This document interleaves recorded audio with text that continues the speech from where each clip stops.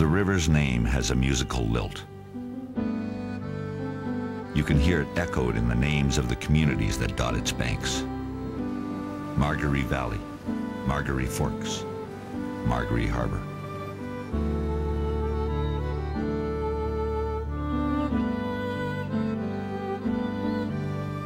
This valley has a long history of farming, fishing, and settlement, all focused on the Margaree. Yet it has retained its character and remains beautiful, unimpounded, and pristine.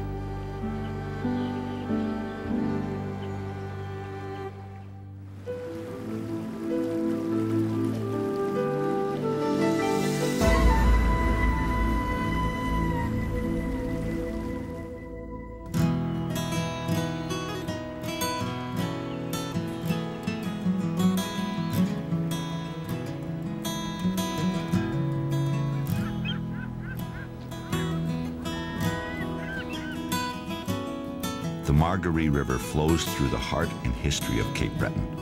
It's the largest river system on the island and one of the largest in Nova Scotia. The Margaree River traces the contours of some of the most beautiful countryside in Canada. Millions of years ago, these rounded mountains were uplifted to a height of 532 meters. But the stress of this upward movement created long cracks in the Earth's crust, which became valleys for rivers like the Margaree.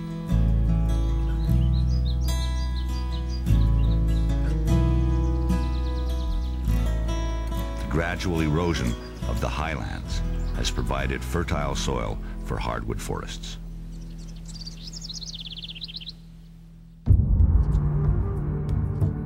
The Margaree River system stretches 120 kilometers inland from the island's west coast and is comprised of two distinct branches. The headwaters of the northeast branch are in the northern highlands. The southwest branch emerges from Lake Ainslie in the south. The two branches join and flow westward, finally emptying into the Gulf of St. Lawrence.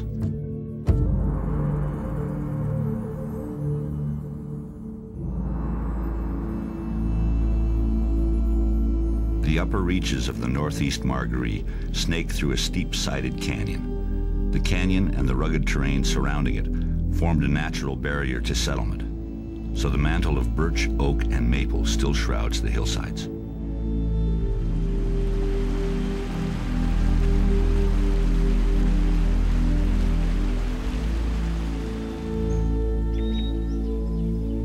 The northeast Margaree is kind of unique in the sense that it is relatively undisturbed.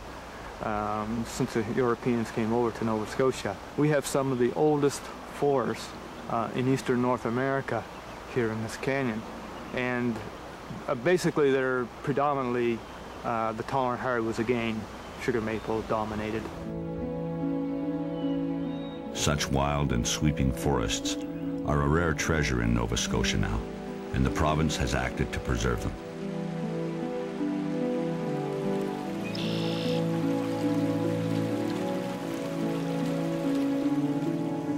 The headwaters of the northeast Margaree has been proclaimed a protected wilderness area.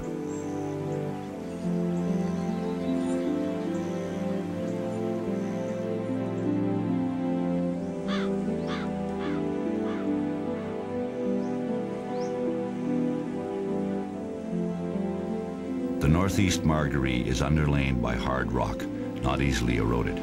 It has fast, shallow water and wide gravel banks. This makes perfect spawning grounds for Atlantic salmon. It's all spring fed, like this northeast branch, so the water temperatures stay relatively cool, even in hot weather in the summer. I guess that's one of the things that have really contributed to this river remaining productive, is the fact that there's no industrial pollution of any kind on the river.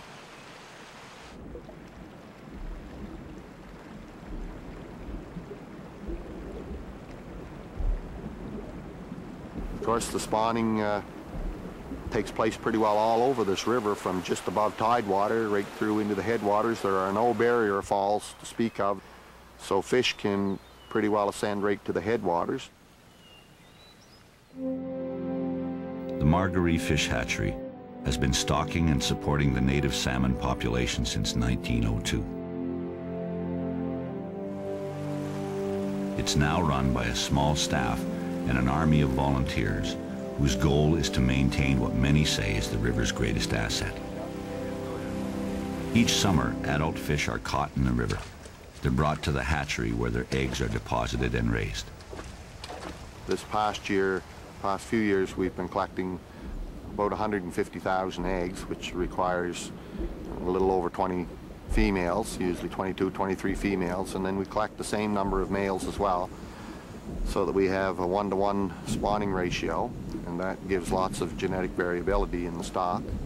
So it should be very similar to what's going on in the river as far as spawning goes. The future of Atlantic salmon is uncertain. World populations are in a slow, steady decline. Loss of habitat, pollution, and overfishing all get their share of the blame. But thanks to the hatchery's stocking program, decades of catch and release policies, and other conservation efforts, salmon still return to the Margaree. The community sees the importance of having, a good, healthy recreational sport fishery here. So that's really important to a rural community like this. So the people here see the importance of the resource and have also, been aware of the contribution that the hatchery has made to that success story. 54 of the best spots to fish have been given names. Black Angus, Boarsback, and Big McDaniel, to name a few, are a reminder of the community's long and deep connection to the river. A connection that should see the salmon of the Margaree thrive and endure.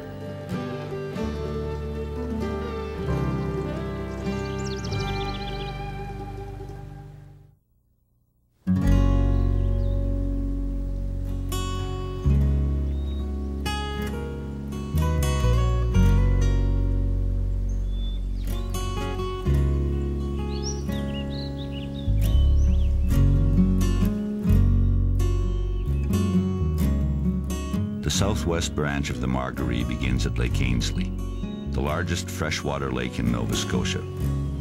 With an area of almost 60 square kilometers, its sheer size makes it important to fish and other species, as well as highly influential in the ecosystem as a whole.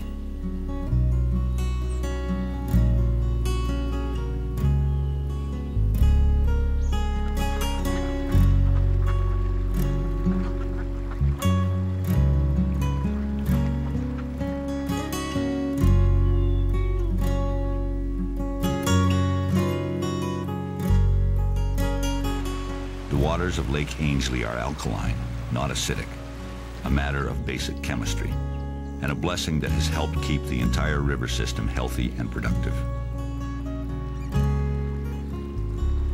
Now, most rivers in Nova Scotia are quite acid, and many rivers in Nova Scotia have been affected by acid rain and can no longer produce salmon populations.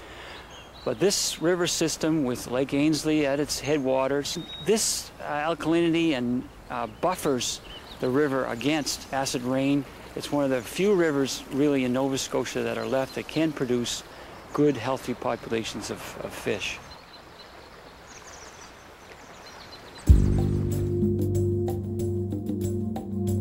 The large eastern arm of Lake Ainslie is known as Lochban, and it's ringed by a rich complex of marshes and wetland habitats. One of these is the Black River Bog.